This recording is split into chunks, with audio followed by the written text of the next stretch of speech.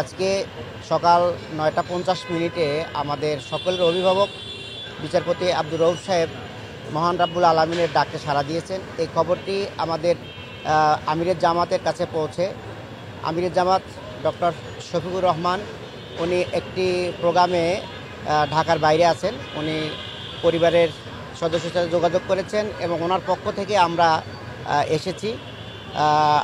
আসলে বলবো যে উনি আব্দুর রউফ সাহেব আমাদের বাংলাদেশের এই মানুষের জন্য উনি কাজ করেছেন।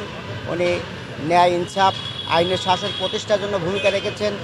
যখন যেখানে যে কোনো ধরনের প্রবলেম এসেছে উনি সাড়া দেওয়ার চেষ্টা করেছেন। বিশেষ করে এই দীর্ঘ 15.5 বছরে তিনি আইনের শাসনের জন্য ভূমিকা রেখেছেন।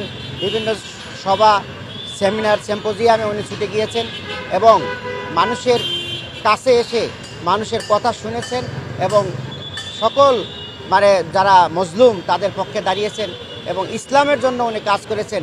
ইসলামের একজন সেবক হিসাবে, একজন খাদেম হিসাবে উনি ভূমিকা রেখেছেন।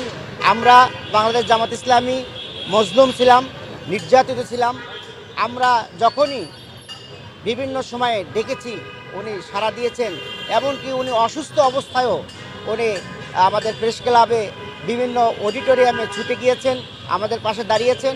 আজকে ওনার এই বিদায় বেলায় আমরা সবাই মর্মাহত এবং আমরা দুঃখিত এবং আল্লাহর কাছে আমরা দোয়া করছি আল্লাহ রাব্বুল আলামিন যেন ওনার সকল যে ইসলামের জন্য তৎপরতা এবং অনেক মুসলিমের পক্ষে যে তৎপরতাগুলো দেখিয়েছেন সেই সবগুলো কবুল করে আল্লাহ তার সকল গুনাহ খাতা যেন মাফ করে দেন এবং জান্নাতের সেই উচ্চ মর্যাদা যেন ওনাকে দান করেন, সেই দোয়া আমরা কামনা করছি।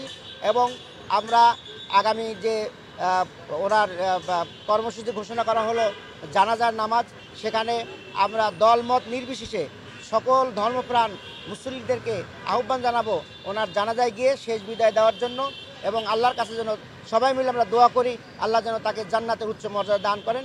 সেটাই আমাদের সবার কামনা এবং আমাদের দলের কামনা, আমাদের আমিরের কামনা।